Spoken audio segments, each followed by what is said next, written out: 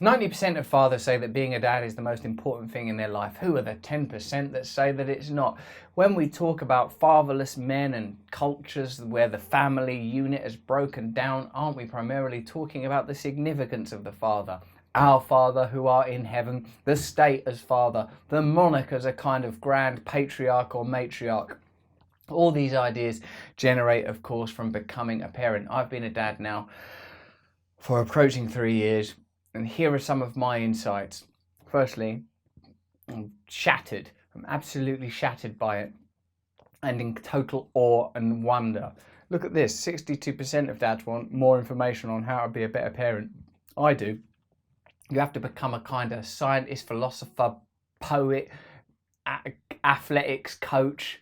All of these roles suddenly are thrust into your life. You're interested in the bowel movements of children. What does this mean? What does it mean? Studying it like they're tea leaves, and I'm a fairground archetypal gypsy studying it in a saucer. You recognize, oh, I am the parent, the parenthesis, the brackets, the holding device, in my case, along with my wife, of this little person's life. What a responsibility it is, what a gift, what an honor it is. You notice too that people come through you, but they are not of you. Both of my daughters are exhibiting, even early in their lives, traits and characteristics that to me seem entirely original.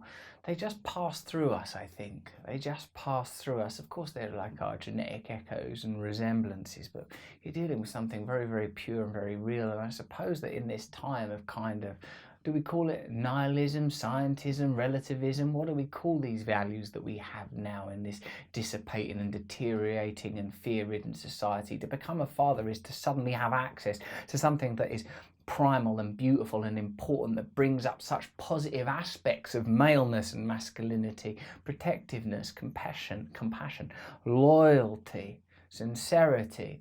You know, it is, I suppose, it's in my case a male role, but needn't be. All of those attributes can exist in either or any of the sexes or genders.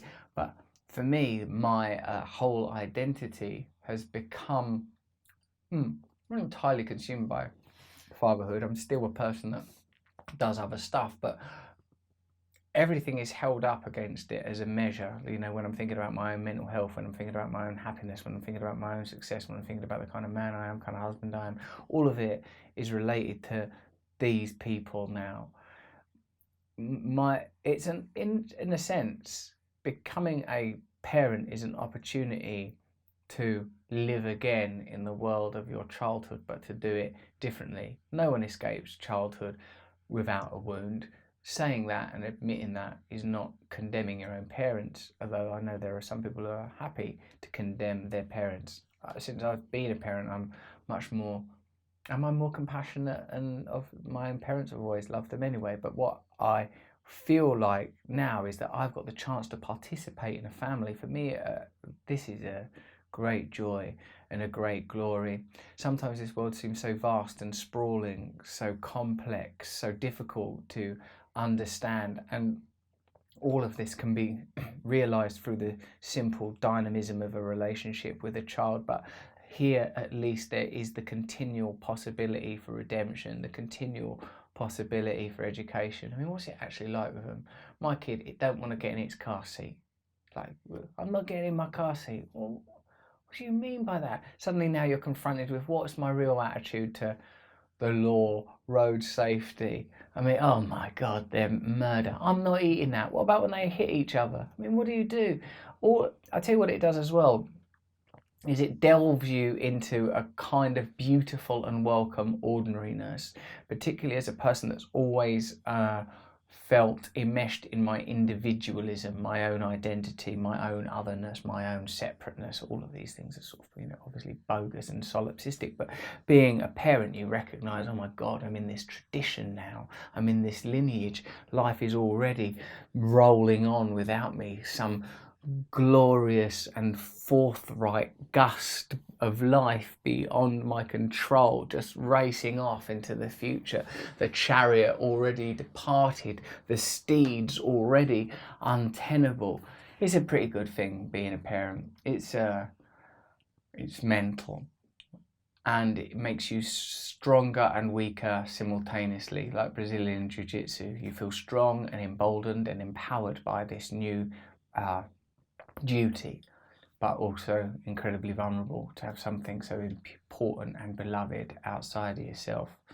I would say like that, you know, if you're going to be a father or a mother, then it's difficult if it's not going to be the most important thing in your life. If it isn't the most important thing in your life, you will always feel that tension. You will always feel that tension of, oh, that person is meant to be the most important thing in my life. And I believe stitched into that is an important spiritual idea, the idea that for me, while I'm lost in self-centeredness, I'm not living a real life, I'm not living a true life. But when I live in service, and the role of parenting is ultimately one of service, then I'm living in truth.